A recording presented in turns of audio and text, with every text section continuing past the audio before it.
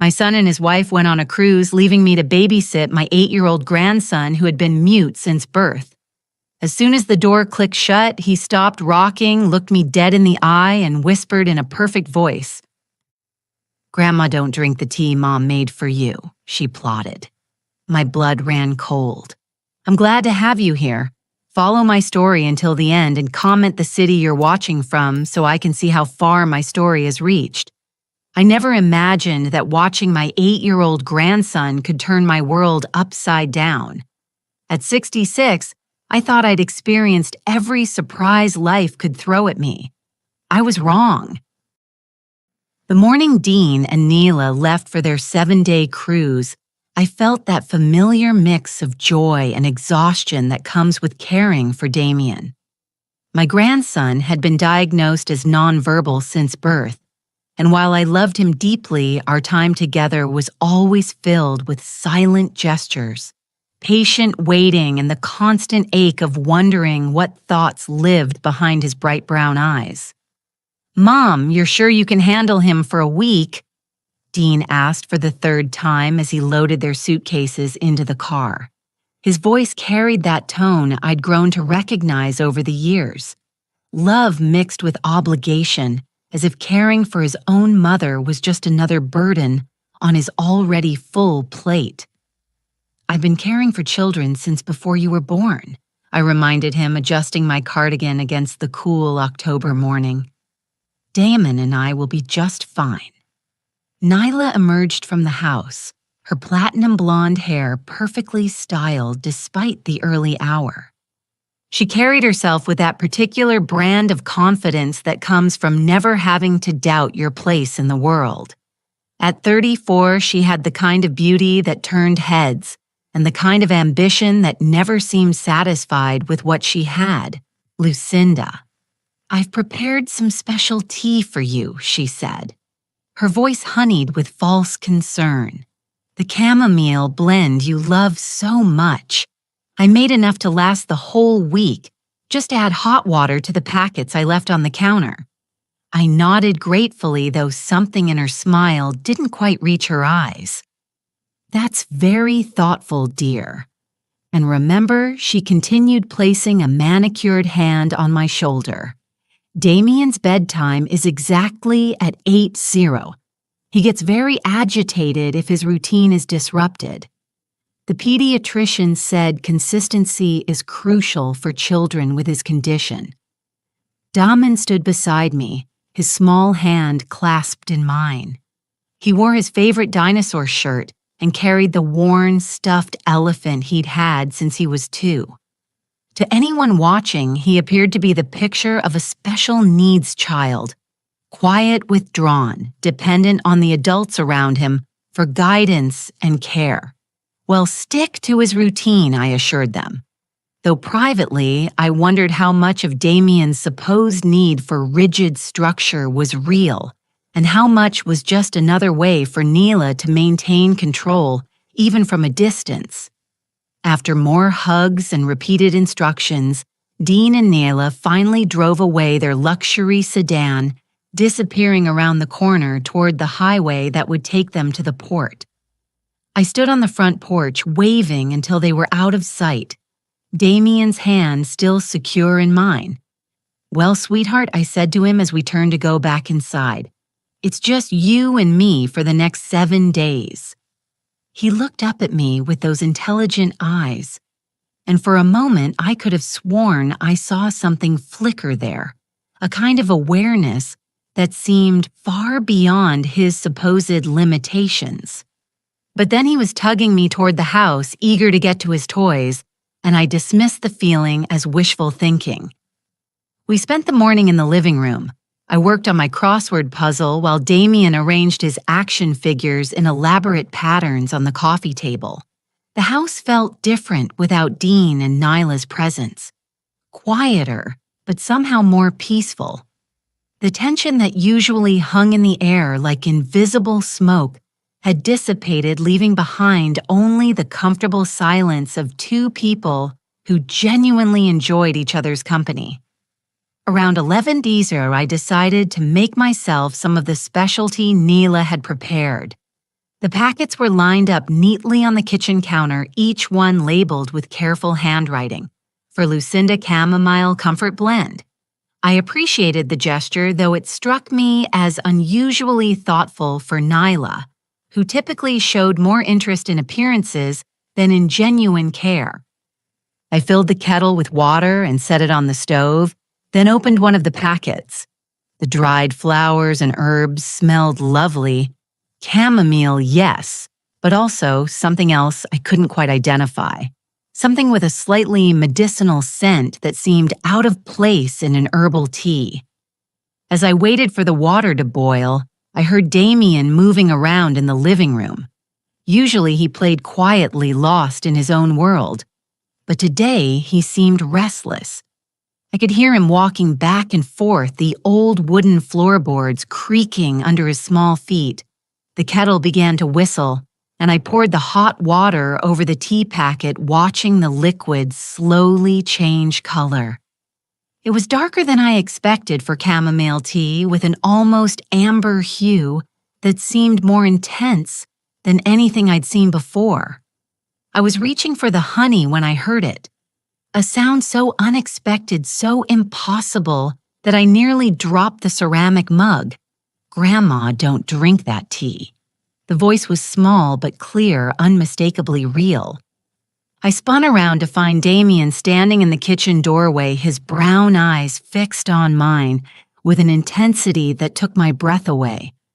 For 8 years, this child had never spoken a single word. For 8 years, I'd wondered what his voice would sound like, what thoughts lived behind his silence. Damien? I whispered, my heart pounding so hard I was sure he could hear it.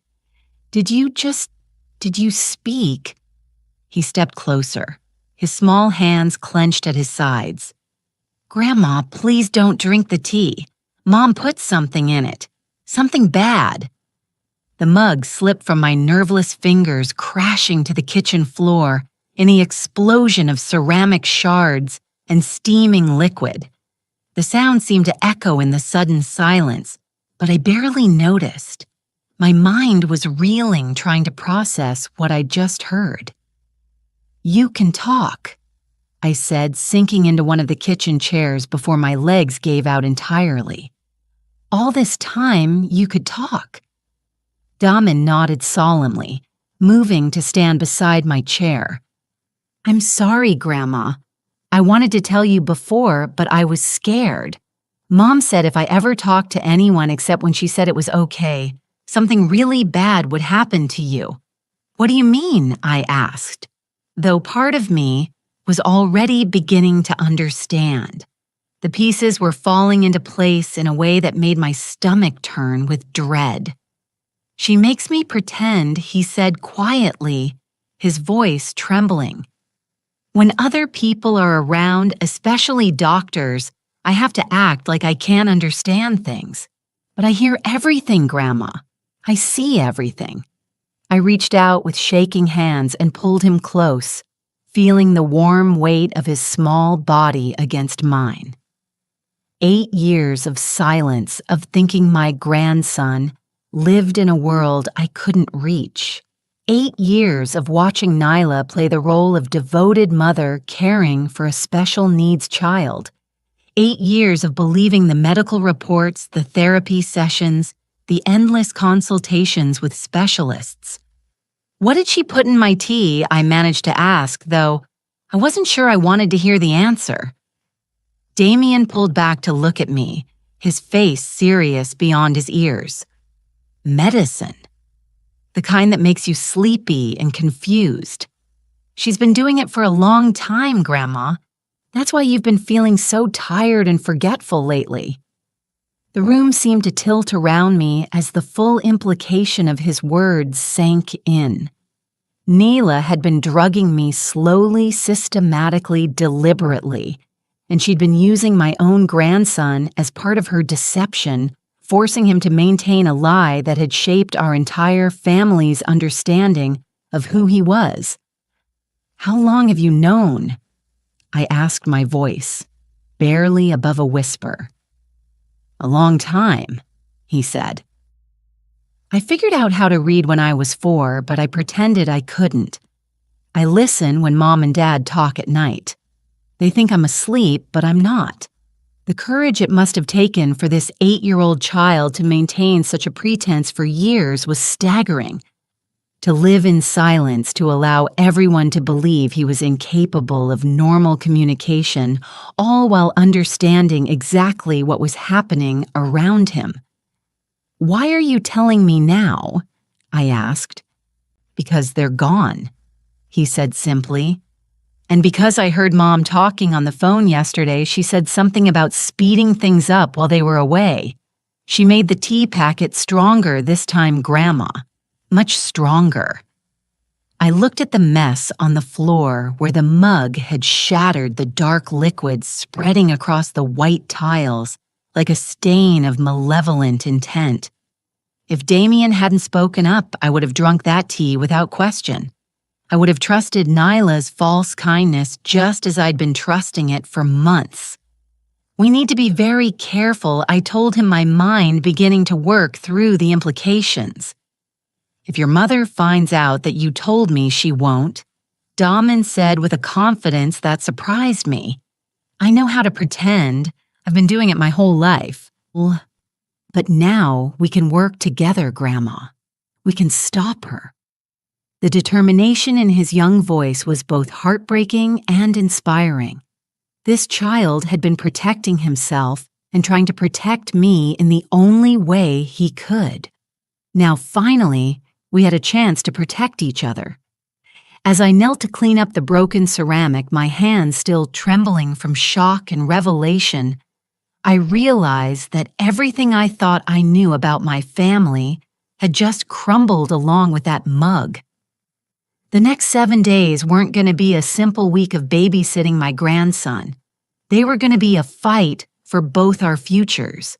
And for the first time in months, despite the fear and confusion swirling in my mind, I felt truly awake. The afternoon sun streamed through my kitchen windows as Daman and I sat at the small round table, sharing a lunch of grilled cheese sandwiches and tomato soup. It felt surreal. This ordinary moment made extraordinary by the fact that we were actually talking. For the first time in 8 years, I could hear my grandson's thoughts, his questions, his observations about the world around him. "Tell me about the medicine," I said gently, cutting his sandwich into smaller pieces out of habit. "How long has your mother been putting it in my tea?" Daman chewed thoughtfully before answering. "I think it started about 2 years ago. That's when you began sleeping more during your visits. And when Mom started saying you were getting confused about things, 2 years." I thought back to that time, remembering how Dean and Nyla had begun expressing concern about my memory. Little things at first, forgetting where I'd put my car keys, losing track of conversations, mid-sentence feeling overwhelmingly tired, even after a full night's sleep. I'd attributed it to aging, maybe the beginning stages of cognitive decline that ran in my family. "What exactly does she put in the tea?" I asked, though I dreaded the answer. "Different pills." Daman said, his voice matter-of-fact in the way children can be about even terrible things. "She crushes them up really fine." I watched her do it through the crack in their bedroom door. She has a little container where she keeps the powder and she mixes it into the tea packets with a tiny spoon. The methodical nature of it made my stomach churn. This wasn't an impulsive act of desperation. It was calculated, planned, executed, with the kind of precision that spoke to long-term intentions. "Do you know what kind of pills I pressed?" Damien nodded, and his next words chilled me to the bone. "Sleep medicine, but the really strong kind, and some white ones that she said were for making old people calm." I heard her tell Dad that if you took enough of them over time, it could cause something called cognitive decline, and that doctors would just think it was normal for someone your age. I set down my spoon, no longer able to pretend I had an appetite. The picture Damien was painting was of a systematic poisoning designed to make me appear mentally incompetent.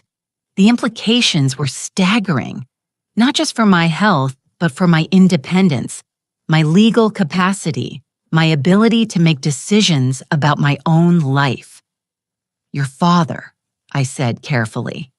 Does he know? Damien's face crumpled slightly, and I saw the pain of a child forced to confront ugly truths about the people who should protect him. At first, he didn't want to listen, but Mom kept talking about how much money it costs to take care of you as you get older, and how it would be better for everyone if you just went to sleep and didn't wake up. The words hit me like a physical blow. My own son discussing my death as if it were a financial planning decision. Dad doesn't like it. Daman continued, quickly seeing my expression. He gets upset when Mom talks that way, but he's scared of her grandma just like I am. She gets really angry when people don't do what she wants. I reached across the table and took his small hand in mine. What does she do when she gets angry? She doesn't hit or anything, he said, which should have been reassuring but somehow wasn't. But she has ways of making people sorry they didn't listen. Like when I was 5 and I accidentally said mama in front of the doctor. She told me later that if I ever spoke again when I wasn't supposed to, she'd send me away to a special hospital where I'd never see you or Dad again. The threat was as cruel as it was effective. A 5-year-old child just beginning to understand the world around him, silenced by the terror of losing everyone he loved. She said the doctors there would give me shots that would make me sleep all the time, and that no one would ever believe anything I said, even if I tried to tell them what happened. He continued. She said some children go to places like that, and their families forget about them completely. I had to blink back tears of rage and sorrow, the psychological manipulation of a small child, the weaponizing of his natural fears and dependencies. It was a level of cruelty that I was still struggling to fully comprehend. But you're very smart, I said, squeezing his hand. Smarter than she thinks you are. I had to be Damien, said simply. I started paying attention to everything after that. I learned to read by watching TV when no one was looking. I figured out how to understand what adults were really saying, not just the words they used in front of me. The resilience of this child amazed me. While other 8-year-olds were playing video games and complaining about homework, Damien had been conducting a covert survival operation, gathering intelligence that might someday save both our lives. What else have you learned? I asked. Mom has been researching things on her computer, he said. She doesn't know I can read, so sometimes she leaves it open when she goes to get coffee.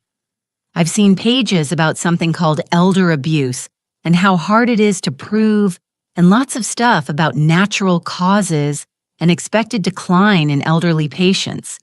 Each revelation was another piece of a horrifying puzzle. Nyla wasn't just poisoning me impulsively. She was educating herself on how to do it effectively, how to avoid detection, how to make my eventual death appear natural and expected. She also looks up information about kids like me.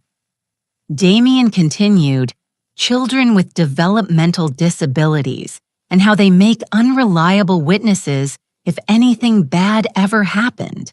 The full scope of her planning was breathtaking in its malevolence.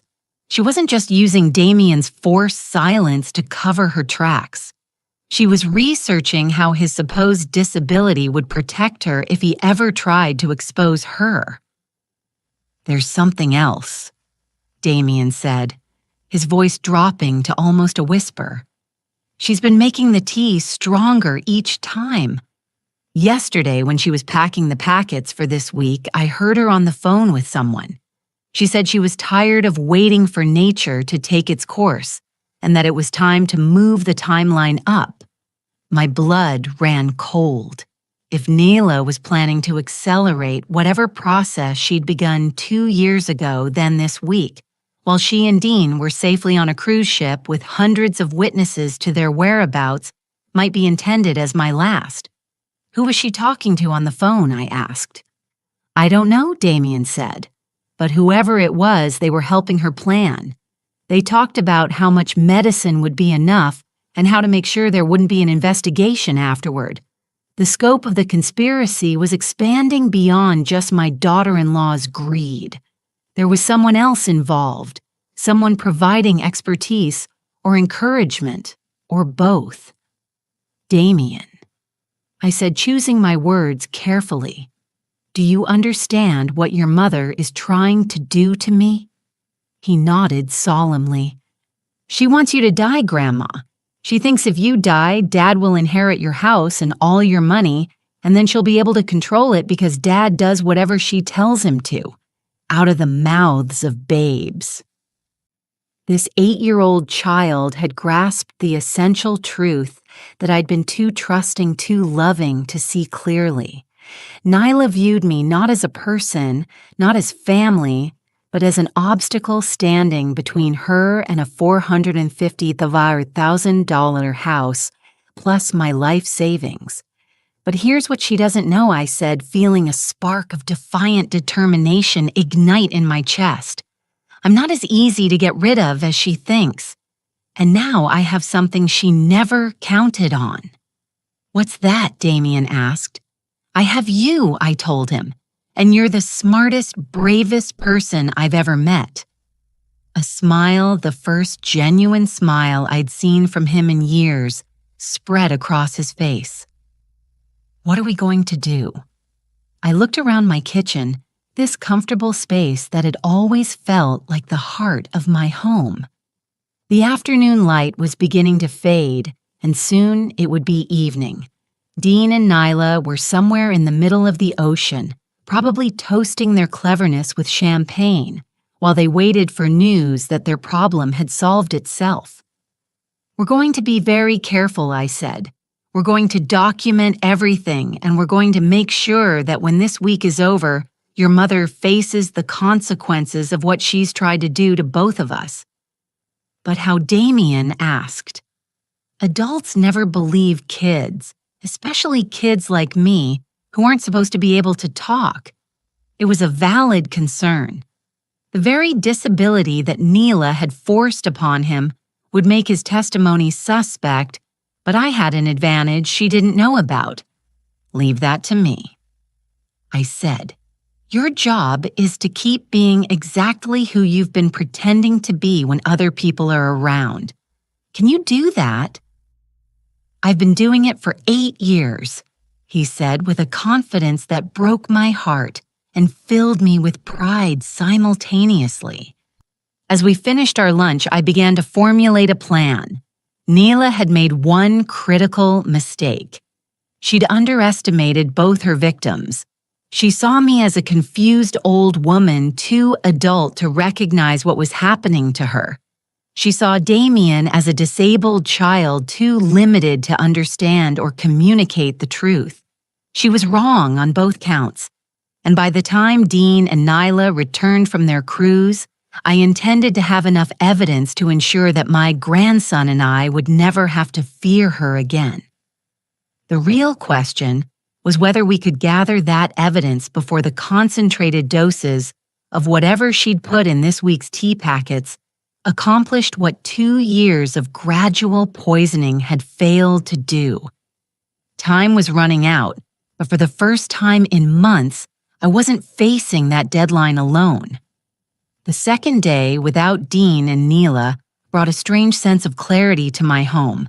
For the first time in 2 years, I wasn't fighting the fog that had become my constant companion.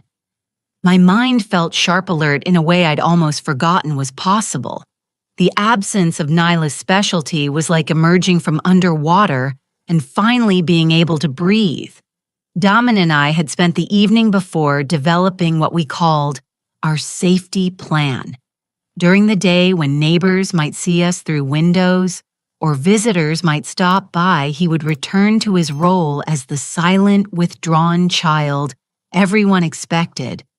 But in the privacy of my home, when we were certain we were alone, he could be himself, brilliant, observant, and heartbreakingly mature for his 8 years. "Grandma," he said over breakfast, his voice still carrying that note of wonder that came from finally being allowed to speak freely. "I need to show you something, but we have to be really careful about it." "What kind of something?" I asked, though the serious expression on his face already had me bracing for another revelation. "Mom's research," he said. "She printed some things and hid them in my room.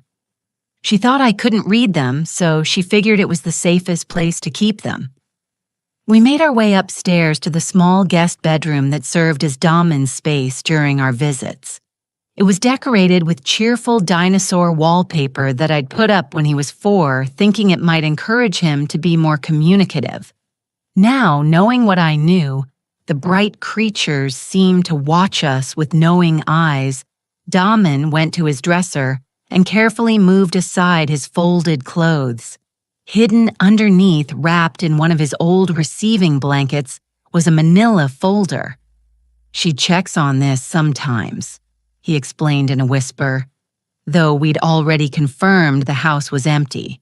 "She thinks I just play with the blanket because it's soft, but really I'm making sure she doesn't move the papers." He handed me the folder with the solemnity of a child passing along state secrets. In many ways, that's exactly what it was. The first document made my hands tremble. It was a printout from a medical website titled "Signs of Natural Cognitive Decline in Elderly Patients." Someone, Nyla, I assumed, had highlighted specific sections in yellow marker: progressive memory loss, increased confusion and disorientation, changes in sleep patterns and appetite difficulty with complex tasks. Every highlighted symptom was something I'd experienced over the past 2 years. Symptoms that had convinced my own son that his mother was sliding into dementia. The second document was worse. It was an article about when elderly parents become a burden making difficult decisions about care. The margins were filled with handwritten notes in Nyla's precise script. Nursing home costs $15,000 per month minimum. Legal complications of incompetency proceedings. Timeline considerations.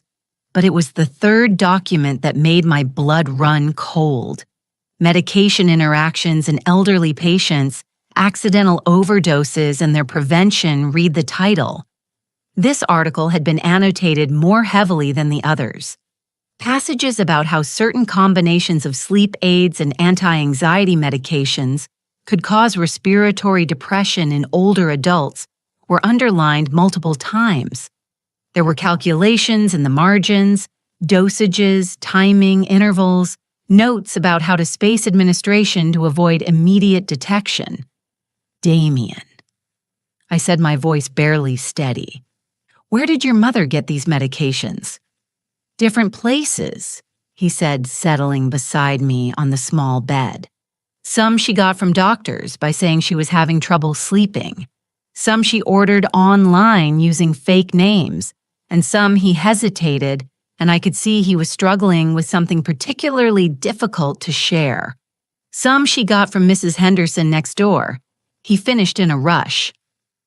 Mrs. Henderson was my elderly neighbor, a sweet woman in her 70s, who lived alone with her 3 cats. I'd been checking on her regularly, especially since her hip surgery last year. "Mrs. Henderson." I repeated how Mom volunteers to pick up her prescriptions sometimes. Damien explained. "Mrs. Henderson has really strong pain medicine and sleep pills because of her surgery. Mom always offers to help, and Mrs. Henderson is grateful, because it's hard for her to get to the pharmacy." The picture was becoming clearer and more horrifying.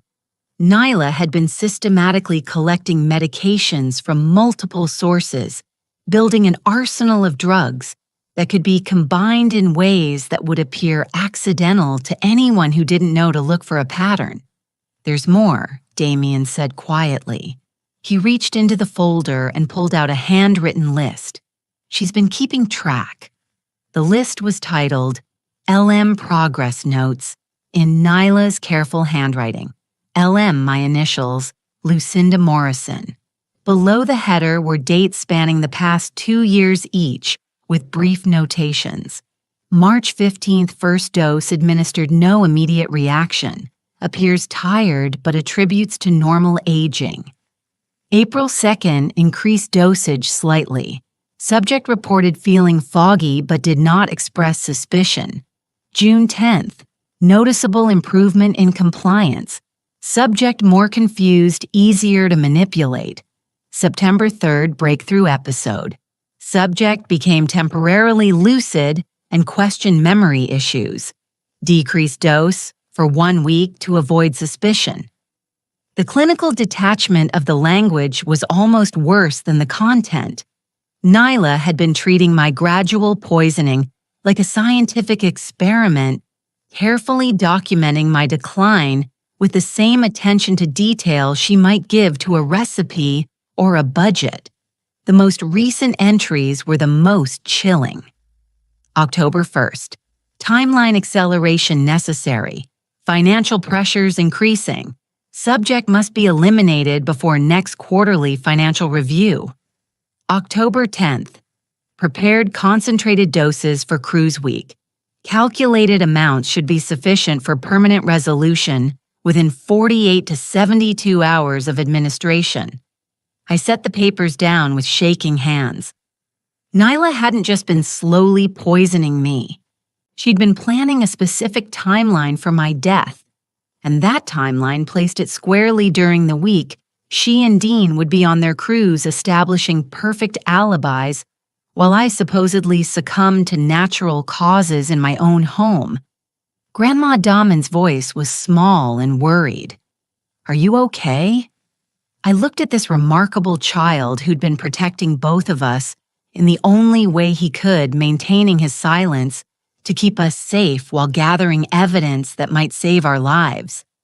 The courage it must have taken to live with this knowledge, to watch the woman who claimed to be his mother plot the death of the grandmother who truly loved him. "I'm okay." I told him, though, I wasn't sure that was entirely true. "But we need to be even more careful than we thought." "What do you mean?" I showed him the final entry on Nyla's list.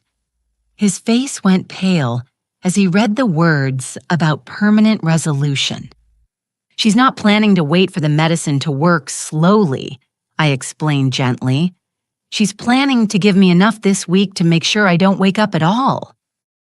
Damien was quiet for a long moment, processing this information with the serious consideration of someone far older than his years. Finally, he looked up at me with determined eyes. "Then we have to stop her before she gets back," he said. "How?"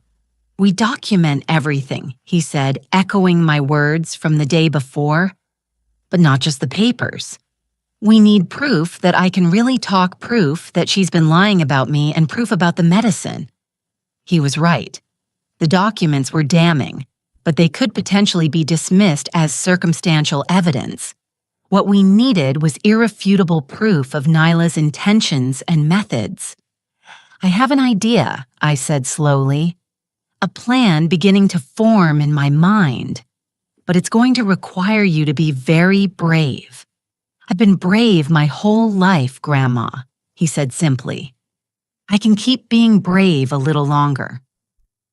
That afternoon, while Damien napped a real nap, not the drug stupor that Nyla's medications would have induced, I made several important phone calls. First, I called my lawyer, Margaret Chen, who'd been handling my affairs for the past 15 years.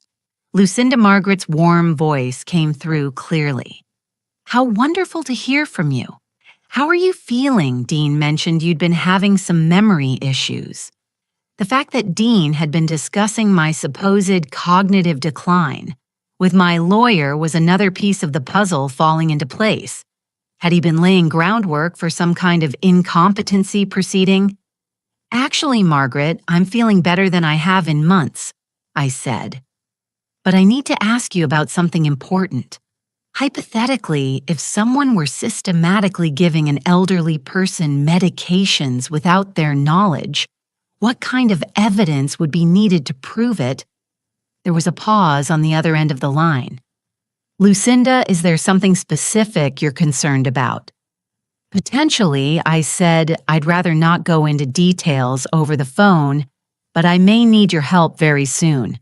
Of course, to answer your hypothetical question, the most compelling evidence would be medical testimony showing the presence of unprescribed medications in the person's system, combined with documentation of intent and means. Video evidence would be ideal but often difficult to obtain. Video evidence. The idea sparked something in my mind. What about audio recordings, I asked. If someone were to confess to this kind of activity, audio recordings can be admissible depending on the circumstances and local laws. But Lucinda, if you're in immediate danger, you should contact the police. I'm safe for now, I assured her, which was true as long as I continued to avoid anything Nyla had prepared for me to consume. But I may need you to be ready to act quickly when the time comes. After I hung up with Margaret, I made my second call to my doctor, Dr. Patricia Reeves, who'd been treating me for the past decade. Dr. Reeves, I said, when she came on the line, I need to ask you about the memory issues I've been experiencing. Is it possible that they could be caused by medication rather than natural aging? Absolutely, she said without hesitation.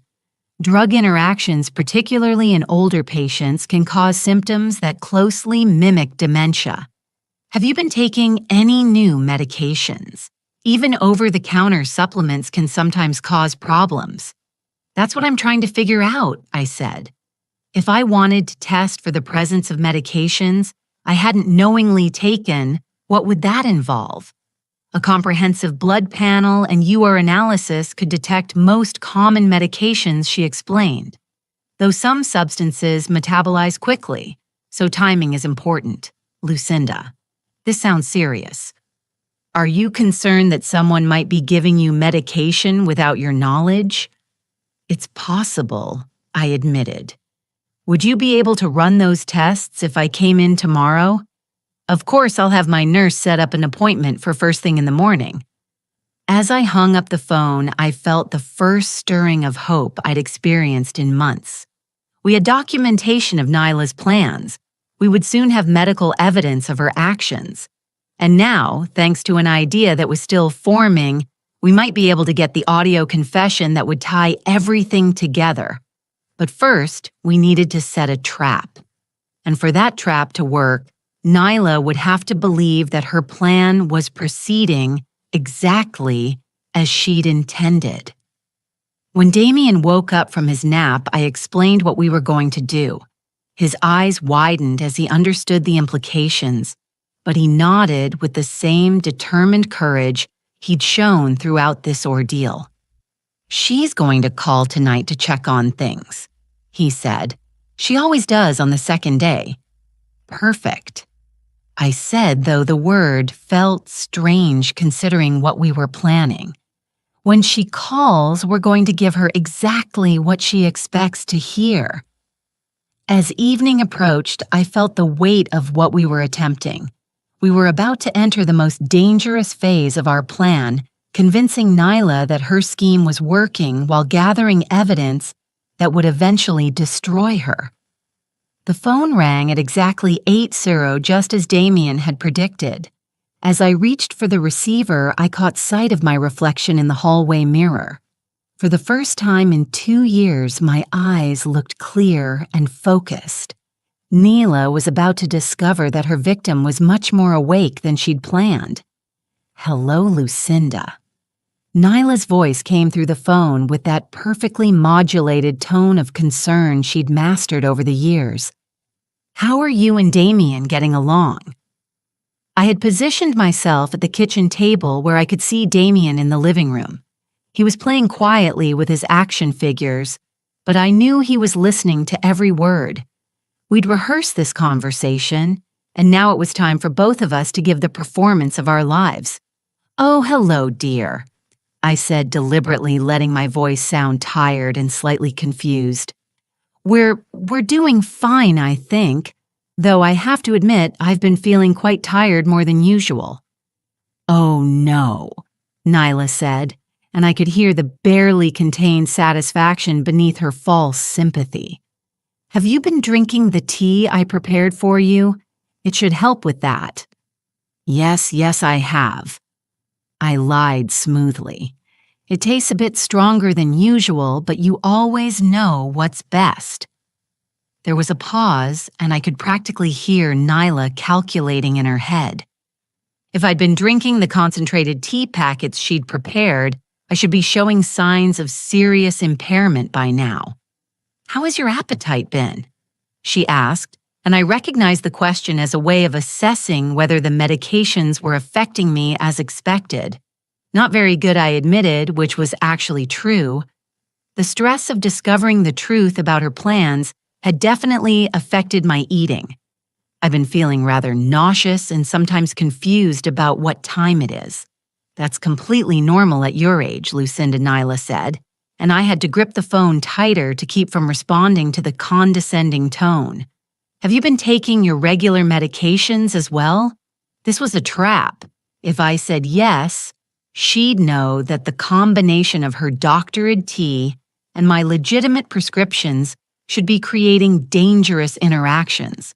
If I said no, she might become suspicious about why I wasn't following my normal routine. "I think so," I said, letting uncertainty creep into my voice. To be honest, I've been having trouble remembering things. Yesterday, I couldn't remember if I'd fed Damien lunch. And this morning, I found my car keys in the refrigerator. The car keys detail was fabricated, but it was exactly the kind of confusion that would indicate the medications were affecting my cognitive function in the way she intended. "Oh, my," Nyla said, and now the satisfaction in her voice was unmistakable. "That does sound concerning. Maybe when we get back, we should talk about getting you some additional help around the house. Additional help code for beginning the process of declaring me incompetent and taking control of my affairs. How is Damien handling all this?" She continued. "Is he being difficult? Sometimes children can sense when adults are having problems, and it makes them act out." I looked at my grandson, who was listening intently while arranging his toys. The idea that this remarkable, intelligent child had been dismissed and silenced for years because of his supposed limitations filled me with renewed anger. "He's been very quiet," I said truthfully. "More withdrawn than usual. He seems to spend a lot of time just sitting and watching me." "That's probably for the best," Nyla said dismissively. "The less stimulation you have to deal with, the better. Just make sure he stays out of your way and doesn't cause any additional stress." The casual way she discussed her own son as if he were nothing more than a potential inconvenience was chilling. This woman had no real love for either of us. We were simply obstacles or tools to be managed in service of her larger goals. "Lucinda." She continued, her voice taking on what she probably thought was a caring tone. "I want you to promise me something. If you start feeling worse, if you have any dizzy spells or trouble breathing, don't try to drive anywhere.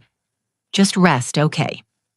Sometimes the best thing for someone your age is just to lie down and let your body recover naturally." The implication was clear. She was expecting, hoping that I would experience exactly those symptoms. And when I did, her advice was to isolate myself and avoid seeking help. "Of course, dear," I said. "You're so thoughtful to worry about me." "That's what family is for," she replied. And the hypocrisy of those words from someone who was actively plotting my death was almost overwhelming. After a few more minutes of false pleasantries and manufactured concern, Nyla ended the call. I sat in the kitchen for several minutes afterward, my hands still trembling with suppressed rage. "You did great," Grandma Damien said, appearing beside me. She totally believed it. How could you tell her voice gets different when she's really happy about something, he explained, with the observational skills of a child who'd learned to read adults for his own survival. It gets kind of sing-gong even when she's trying to sound worried. She was happy that you sounded confused. The fact that an 8-year-old had to develop such sophisticated understanding of manipulation and deception just to feel safe in his own home was heartbreaking. Now what he asked. Now we document everything I said, and tomorrow we start gathering the evidence that's going to stop her. That evening, I helped Damien write down everything he could remember about his mother's activities over the past 2 years. His recall was extraordinary. He could remember specific conversations, dates when unusual medications appeared in the house, times when Neela had made suspicious phone calls or spent time on her computer researching things she didn't think he could understand. She keeps a journal, he told me as we worked. She writes in it every night before bed. She thinks I'm asleep, but I've seen her doing it. What kind of journal? A little blue book that she keeps in her nightstand. She writes about money stuff mostly, but sometimes about you and Dad and me. I saw her writing in it the night before they left for the cruise. A journal would be invaluable evidence, but it was currently locked away in Nyla and Dean's bedroom. However, Damon's information about it would be crucial if and when the police needed to know where to look. The next morning, I kept my appointment with Dr. Reeves. I explained my concerns about possible medication tampering, though I was careful not to reveal too many details about our ongoing investigation. She drew blood for a comprehensive drug screen and assured me the results would be available by the following day. "Lucinda," she said as we finished, "if someone has been giving you medications without your knowledge, that's a serious crime." "Have you contacted the police? I'm gathering evidence first," I told her. "I want to make sure I have everything I need before I make accusations that could tear my family apart." She nodded understandingly, though I could see the concern in her eyes. "Please be careful. If you're right about this, you could be in real danger." When I returned home, Damien was waiting anxiously by the front window. "How did it go?" he asked. "We should know tomorrow if there are drugs in my system that shouldn't be there," I told him. "But now we need to work on the next part of our plan." The recording, I nodded. That morning, I'd purchased a small digital recorder, the kind students use to record lectures. It was tiny enough to hide easily, and the audio quality was surprisingly good. Our plan was to use it to capture Nyla incriminating herself when she returned from the cruise. But first, we needed to practice our strategy. When Dean and Nyla returned, they would expect to find me in a much worse condition than I actually was. I needed to be able to convincingly portray someone who'd been heavily medicated for several days, while Damien continued his role as the silent, observant child he'd been pretending to be for years. We spent the afternoon rehearsing. Damien coached me on how to appear confused and disoriented without overdoing it. Having watched the real effects of his mother's medications on me over the past 2 years, he was an excellent judge of what would seem believable. "You slur your words a little when you're really tired," he instructed. "And you repeat yourself sometimes like you forget you already said something." "How do you know all this?" I asked, amazed once again by his observational skills. "I had to learn," he said simply. "I needed to know when you were really sick from the medicine and when you were just having a normal, tired day, so I could take better care of you when Mom and Dad weren't paying attention." This child had been protecting me for 2 years, in small ways I'd never even noticed. Making sure I sat down when I seemed unsteady, bringing me water when the medications made me thirsty, staying close when I appeared confused, all while maintaining his facade of disability and silence. That evening, as we sat down to dinner, I realized how much had changed in just 3 days. My mind was clearer than it had been in months. I felt stronger, more like myself than I had since this nightmare began. And most importantly, I was no longer alone in the fight for my life. "Grandma," Damon said as we cleaned up the dishes, "after we stop Mom, what's going to happen to me?"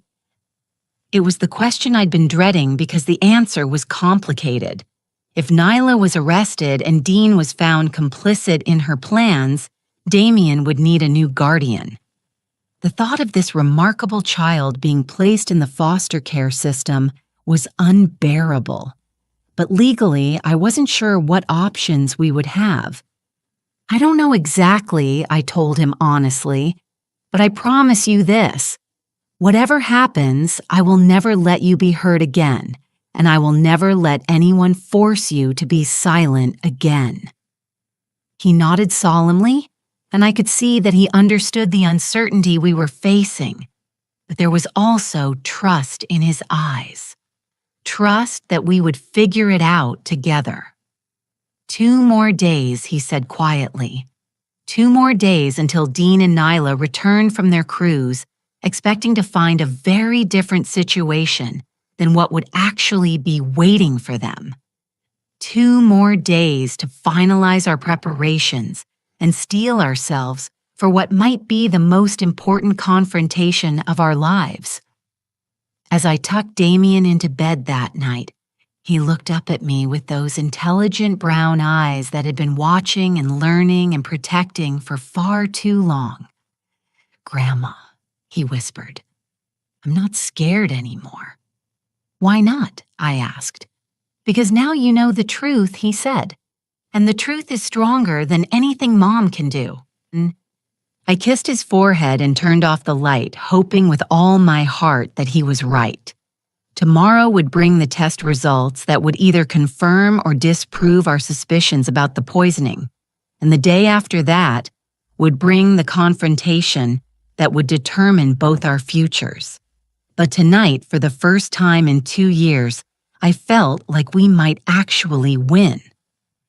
The morning Dean and Nyla were scheduled to return, I received the call that confirmed our worst fears and gave us our strongest weapon.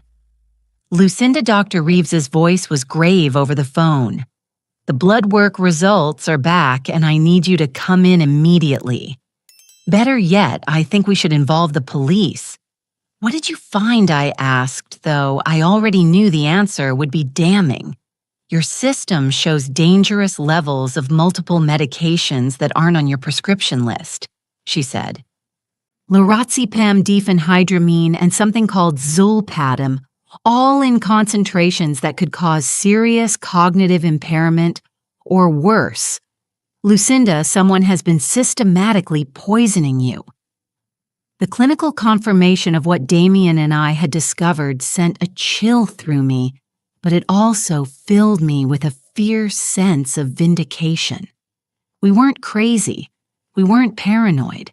We were victims of a calculated attempt at murder. "How long would it take for these medications to leave my system?"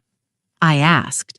"Given the concentrations, you've been drug-free for approximately 72 to 96 hours, she calculated, which explains why you've been feeling clearer lately. Lucinda, these dosages. If someone had continued increasing them, the outcome could have been fatal." Fatal. The word hung in the air like a death sentence that had been narrowly avoided. After hanging up with Dr. Reeves, I found Damien in the living room back in his silent role as he practiced for his parents' return. But his eyes met mine with an intelligence that no one else had bothered to notice for 8 years. The doctor confirmed everything. I told him quietly. The drugs, the danger, all of it. He nodded solemnly, then pointed to the small digital recorder we'd hidden behind the books on my shelf. Everything was ready for the confrontation that would determine both our futures. At exactly 2:30 in the afternoon, I heard the familiar sound of Dean's car pulling into the driveway. Through the window, I watched my son and daughter-in-law emerge from their vehicle, tanned and relaxed from their week of luxury, while they waited for news of my demise. Neela moved with the confident stride of someone who believed her plan had succeeded. Dean looked tired, probably from the internal stress of what he'd agreed to participate in, but he was here nonetheless. I positioned myself in the living room armchair, slumping slightly and letting my hair appear more disheveled than usual. Daman sat on the floor near my feet, playing silently with his toys, but ready to spring into action when the moment came. The front door opened without a knock. Nyla had insisted on keeping a spare key for emergencies. Lucinda Nyla's voice called out, pitched with false concern. "We're back." "How are you feeling I'm in here?" I called back, making my voice sound weak and confused. They entered the living room and I watched Nyla's face carefully as she took in my appearance. Satisfaction flickered in her eyes before she quickly masked it with worry. "Oh my goodness," she said, rushing toward me. "You look terrible. Have you been taking care of yourself? I've been having trouble," I said, letting my words slur slightly. Trouble remembering things. The tea helped, but I've been so tired. I can see that Nyla said, placing a cool hand on my forehead in a mockery of maternal care. "Dean, look at your mother. She's declined so much in just 1 week." Dean hung back near the doorway, his face pale and uncomfortable. "Mom, are you okay?" "She's been like this since we left," Nyla answered for me, which was exactly what I'd hoped she would do. Getting worse every day. I think it might be time to seriously consider our conversation about alternative living arrangements. Alternative living arrangements, a nursing home where I would be even more isolated and vulnerable to whatever final plans she had for me. "I don't understand what's happening to me," I said, reaching for the confusion and fear that had been all too real over the past 2 years. Sometimes I can't remember if I've eaten or what day it is. Yesterday I woke up and didn't know where I was for several minutes. "That's completely normal," Nyla said soothingly, and I could hear the barely contained excitement in her voice. "These things happen with age. The important thing is that you have family who cares about you. Family who cares." The woman who had been slowly poisoning me for 2 years was lecturing me about family care. "Nyla," I said, looking up at her with what I hoped appeared to be grateful trust. "I want to thank you for taking such good care of me, for making sure I have everything I need." "Of course," she said, pining slightly. "That's what daughters-in-law are for." Especially the tea, I continued watching her face carefully. "You always make sure I have the right tea to help with my problems."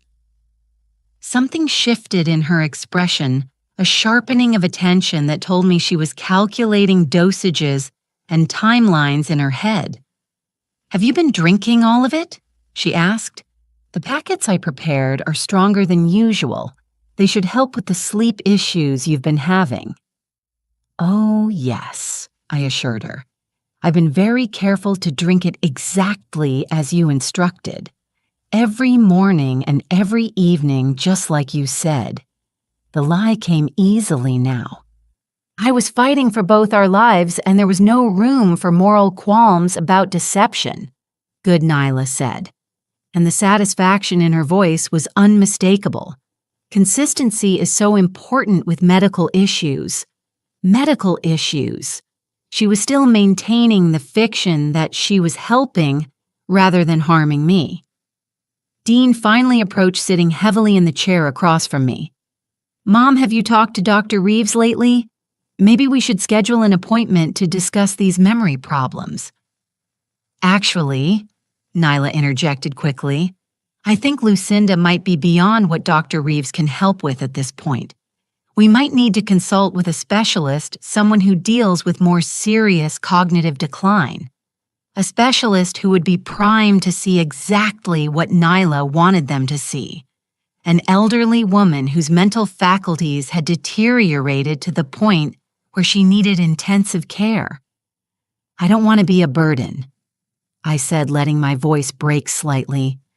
"If you think it would be better for me to go somewhere else—" "Oh, Mom," Dean said, and I could hear genuine pain in his voice. Whatever role he'd played in this scheme, seeing me like this was clearly affecting him. "You're not a burden. We just want what's best for you."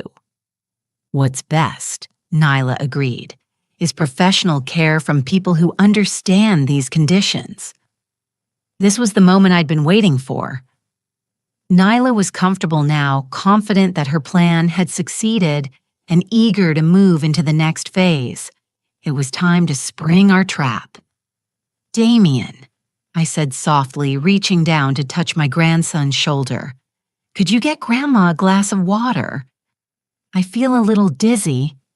Damien looked up at me and our eyes met for just a moment. He nodded and stood up.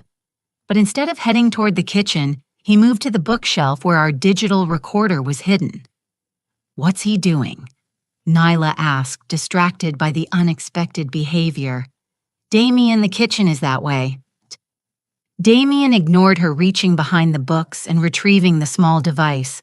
As he turned around, holding it in his small hands, Nyla's face went white. Damien Dean said, confusion clear in his voice, "What do you have there?" And then for the second time in my grandson's life, he spoke in front of his parents. "It's a recorder," he said clearly, his voice carrying perfectly across the silent room. "I've been recording everything for Grandma, including all the times Mom talked about the medicine she's been putting in the tea." The effect was instantaneous and devastating. Nyla lurched backward as if she'd been physically struck. Dean's mouth fell open, his face cycling through confusion, shock, and dawning horror. "That's impossible," Nyla whispered. "He doesn't speak. He can't speak." "I can speak," Damien said, his voice growing stronger with each word. "I've always been able to speak. You just made me too scared to do it in front of anyone." "Damien." Dean's voice was barely audible. How long have you been able to talk?" "My whole life." Damien said, moving to stand beside my chair, but Mom told me that if I ever spoke when I wasn't supposed to, she'd send me away and hurt Grandma. So I learned to stay quiet. The truth was pouring out now. 8 years of forced silence finally broken, and with each word I watched Nyla's carefully constructed world crumbling around her. "This is impossible," she repeated, her voice rising. "He's developmentally disabled. The doctors confirmed it. The tests you influenced." I said, my own voice suddenly clear and strong as I dropped the pretense of confusion. "Just like you influenced everything else." Nyla spun toward me, her face twisted with rage and panic. How are you? How am I coherent?" I finished for her. "Probably because I haven't been drinking your specialty for the past 5 days. The admission hung in the air like a bomb." Dean was looking back and forth between us, his face pale with growing understanding. "What tea?" he asked weakly. "What are you talking about?" "The tea your wife has been using to slowly poison me for the past 2 years," I said, standing up with more strength than I'd felt in months. "The tea laced with medications designed to make me appear senile and confused. The tea that was supposed to kill me this week while you were safely on your cruise." "That's insane," Nyla said, but her voice lacked conviction. "You're having another episode, Lucinda. You're confused. Am I?" I reached into my cardigan pocket and pulled out the folder of documents Damien had shown me. "Then explain these." I opened the folder and began reading from her own handwritten notes.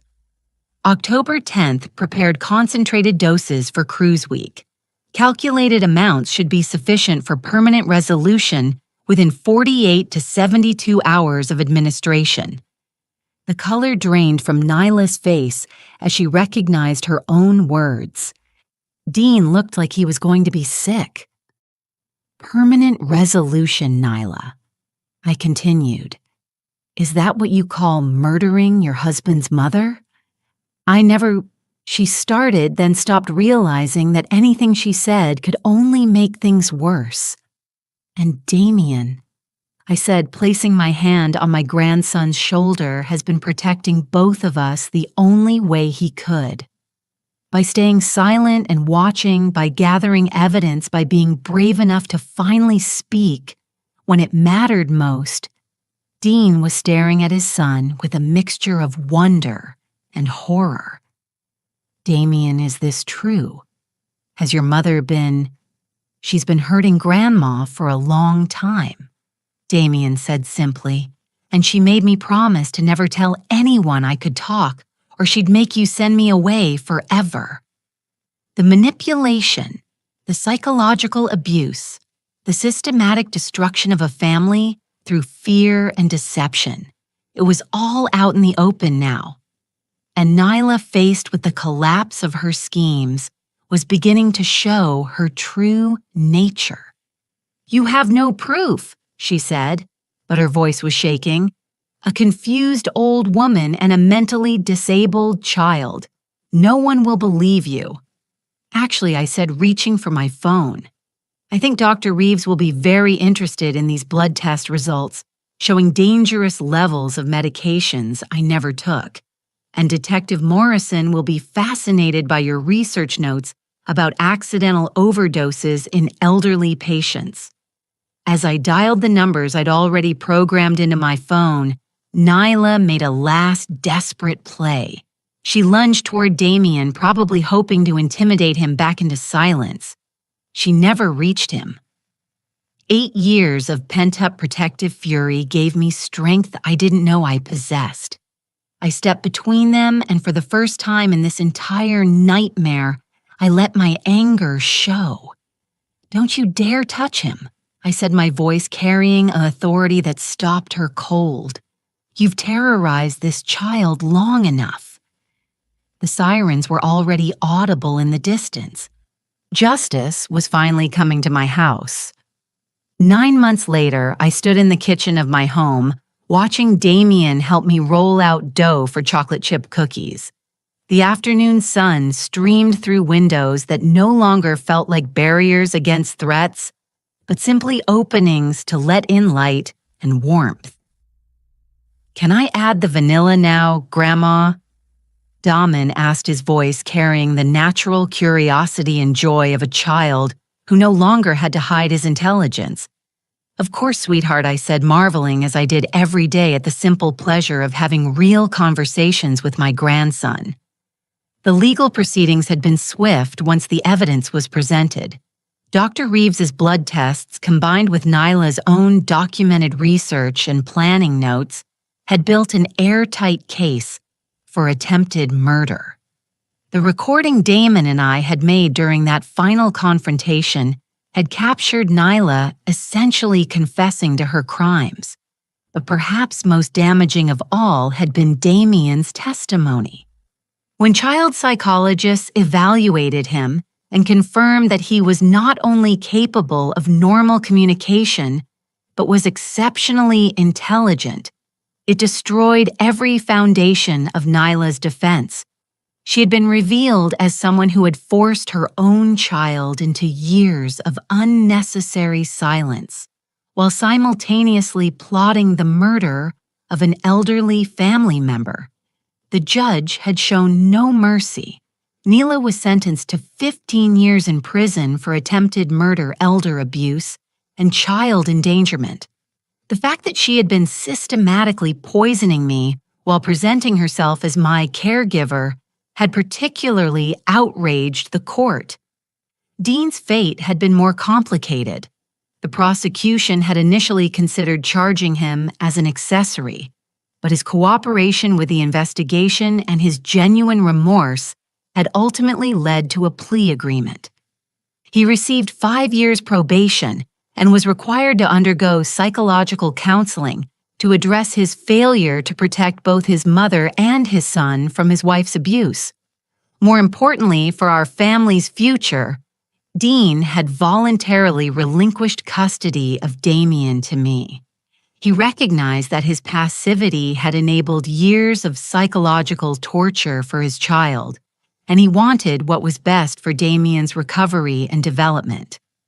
The court psychologist says I might catch up to my grade level by next year, Damien said as he carefully measured vanilla extract. She says I'm probably smarter than most kids my age, even though I miss so much school. I'm not surprised, I told him honestly. You were smart enough to protect both of us for years. A little catch-up work in math and reading will be nothing for you. The transformation in Damien over the past 6 months had been remarkable to witness. Free from the constant fear that had governed his life, he had blossomed into the bright, curious, talkative child he'd always been meant to be. His teachers were amazed by his rapid progress, and his therapist said his resilience was extraordinary. Dr. Martinez wants to know if you'll come to my session next week, Daman said, referring to the child psychologist, who'd been helping him process years of trauma. She says she wants to talk about family dynamics and healing. Of course I'll come, I assured him. We're in this together, remember? The healing process hadn't been easy for either of us. I'd had to confront the reality that I'd failed to protect my grandson from years of abuse, even though I hadn't known it was happening. The guilt of that knowledge had been almost overwhelming until Dr. Martinez helped me understand that Neela had been victimizing both of us simultaneously. You were being systematically poisoned and psychologically manipulated, she'd explained during one of our joint sessions. You couldn't protect Damien because you were fighting for your own survival, often without even realizing it. What matters now is that you're both safe and working together to heal. The financial aftermath had been significant but manageable. My medical treatment to clear the remaining medications from my system had been extensive, and Damien needed ongoing therapy to address his trauma. But the life insurance policy Nyla had been so eager to claim was now funding our recovery instead. More importantly, we discovered that the house was truly ours. Nyla's plans to inherit everything had been based on the assumption that I would die before making any changes to my will. Instead, I'd been able to update my legal documents to ensure that Damien would be provided for no matter what happened to me. Grandma Damon said as we slid the cookie sheets into the oven, "Do you think Dad will ever come see us again?" It was a question he asked periodically, and I always answered it honestly. Dean had visited twice since his sentencing awkward encounters, where he tried to rebuild some kind of relationship with his son. But the damage was profound, and healing would take time if it was even possible. I don't know. I told Damien, "Your father is dealing with his own guilt and shame about what happened. He knows he failed to protect you, and that's very hard for him to face." "I don't hate him," Damien said thoughtfully. "I just wish he'd been stronger." The wisdom in that statement never ceased to amaze me. This 9-year-old child he'd had a birthday 2 months after the trial had developed an understanding of human nature that most adults never achieved. "Strength comes in different forms," I said. "You showed tremendous strength by staying silent when you had to and speaking up when it mattered. Your father is learning a different kind of strength now, the strength to face the truth about his choices and try to become better." The timer rang for our cookies, and as we pulled them from the oven, I reflected on how much our lives had changed. The kitchen that had once been a place of deception and danger was now filled with laughter and genuine conversation. The house that had felt like a trap was now a sanctuary where Daman could be himself without fear. Mrs. Patterson from next door wants to know if you're feeling better, Damien said, referring to our neighbor who had been one of the first to notice positive changes in our household. She said, "You seem more like yourself lately." Mrs. Patterson's observation was particularly meaningful because she was one of the neighbors Nyla had convinced that I was suffering from dementia. Seeing me return to my normal activities and cognitive function had been confusing for her until the truth about Nyla's crimes became public. "Tell Mrs. Patterson I'm feeling better than I have in years," I said, "and invite her over for cookies when these cool down."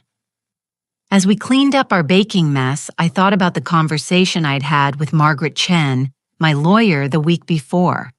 She'd called to inform me that Nyla's appeals had been denied and that her sentence would stand. "She'll be eligible for parole in 12 years, Margaret had said, but given the nature of her crimes and the psychological evaluations, it's unlikely she'll be granted early release. 12 years. By the time Nyla was eligible for parole, Damien would be 21 and fully capable of protecting himself. I would be 78, hopefully still healthy enough to continue being his advocate and protector if needed."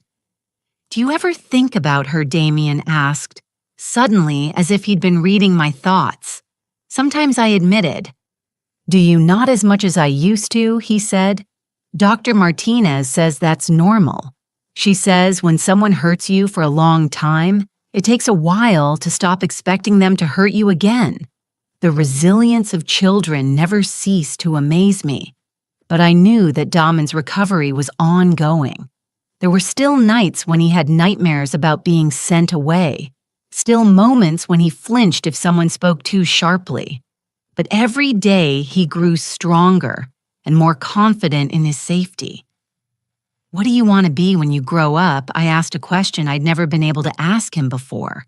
"A doctor," he said without hesitation. "Like Dr. Martinez, but for kids who can't talk because they're too scared. I want to help them find their voices." The idea that this child who had suffered so much wanted to dedicate his life to helping other children heal was both heartbreaking and inspiring. "That's a wonderful goal," I told him, "and I think you'll be excellent at it." "Will you help me study?" he asked. "For as long as I'm able," I promised. "And even after that, you'll have all the resources you need. I've made sure of it." That evening, as we sat on the porch, watching the sunset, Damon curled up beside me with a book, something he did every night now, making up for years of lost reading opportunities. "Grandma," he said, looking up from his pages, "do you think we're safe now? Really safe?" It was the question that went to the heart of everything we'd endured and everything we'd overcome. I considered my answer carefully because I'd learned that this remarkable child deserved nothing less than complete honesty. "I think we're as safe as anyone can be in this world," I said finally. "But more importantly, we know how to recognize danger now. We know how to protect each other, and we know that our voices matter." He nodded thoughtfully, then returned to his book. As darkness settled around us, and the porch light cast a warm circle of illumination, I reflected on the journey that had brought us to this moment of peace. Nyla had tried to silence us both, me through poison and manipulation, Damien through fear and intimidation. She had nearly succeeded in destroying our family and our lives. But in the end, the truth had proven stronger than her deception. The silence she had imposed on us had been shattered, replaced by open communication, honest love, and the kind of security that comes from knowing you can trust the people around you. As I tucked Damien into bed that night, he looked up at me with those intelligent brown eyes that no longer had to hide their awareness. "I love you, Grandma," he said simply. "I love you too, sweetheart," I replied. "Sweet dreams. No more nightmares," he said confidently. "Dr. Martinez says nightmares go away when you feel really safe." Now I'm curious about you who listened to my story. What would you do if you were in my place? Have you ever been through something similar? Comment below. And meanwhile, I'm leaving on the final screen 2 other stories that are channel favorites, and they will definitely surprise you. Thank you for watching until here.